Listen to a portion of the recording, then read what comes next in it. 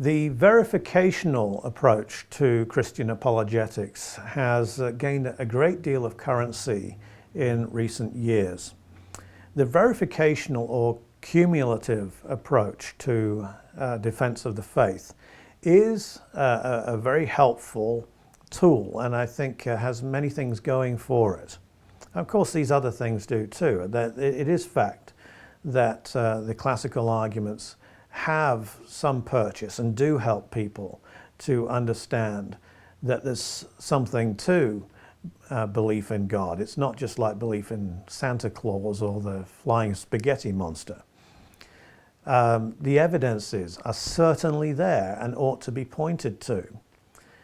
My only objection to those two schools is that A, we're not arguing to a God, and B, evidences do not come pre-labeled. They come with a set of assumptions, and those assumptions feed into the interpretations that we will and we will not accept, depending on what our worldview is.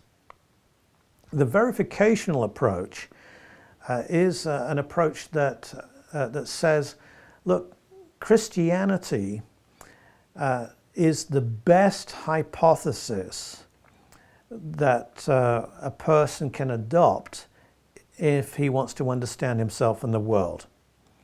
And so it will set up certain criteria, verificational criteria, the logical aspect, for example. Does Christianity explain logic, and does it contradict itself? Does it contradict our experience?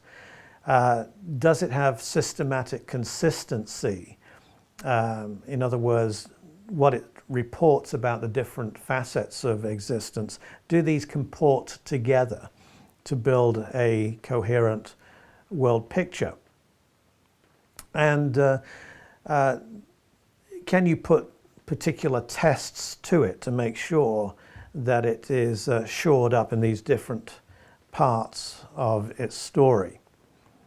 This is all very well, and leading apologists like Francis Schaeffer and Ravi Zacharias and people like that use this approach, and they use it very effectively. The problem is that because it's cumulative, it's only as strong as its weakest link. And so very often, the assumptions that are brought into the argument are not tried and tested. And an unbeliever can find those weak links and say, well, that's not very shored up there. You're just taking that for granted. And will attack it there or at other places. Now, sure, not everybody does that. They're satisfied usually in just hearing a case out. And so that's why people like Ravi Zacharias are so successful at what they do. And God blesses their efforts because of the work they put in. And yet there is something about this approach which is not quite biblical. The Bible does not say that Christianity is the best hypothesis. The Bible says that Christianity is the truth, and that anything else that differs from the biblical picture of the world is a twisting, a corruption of the truth as God's made it and God has revealed it to us. In other words, like it or not, the Bible says that we should be thinking in accord with the way that God himself has revealed the way he's made the world.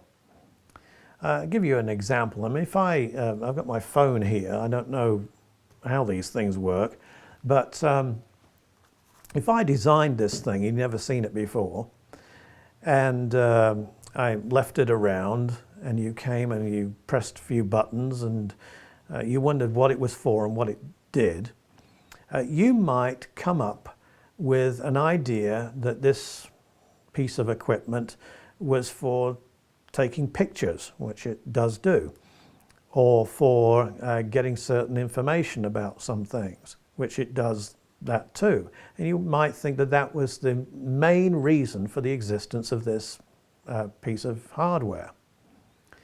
As a matter of fact, the most important aspect of this piece of hardware is that you can make phone calls on it and receive phone calls and do those things which a phone does. You just don't need to carry a great big receiver with you, and which is attached to a cord and so on.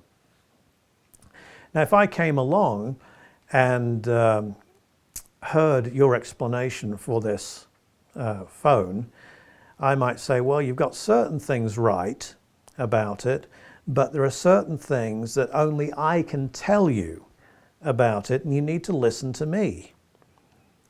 And so that is the way that God's made the world. He has designed it in a certain way. He's given us ability to find out about it, or at least certain things about it, and yet we're supposed to be functioning under the guidance of His revelation. That's what leads to truth. That is the description about reality that we should adopt. And it's not about us coming to the right hypotheses or the right cumulative argument. It's about us listening to the truth and making sure that our thoughts are in accordance with what God says in His Word.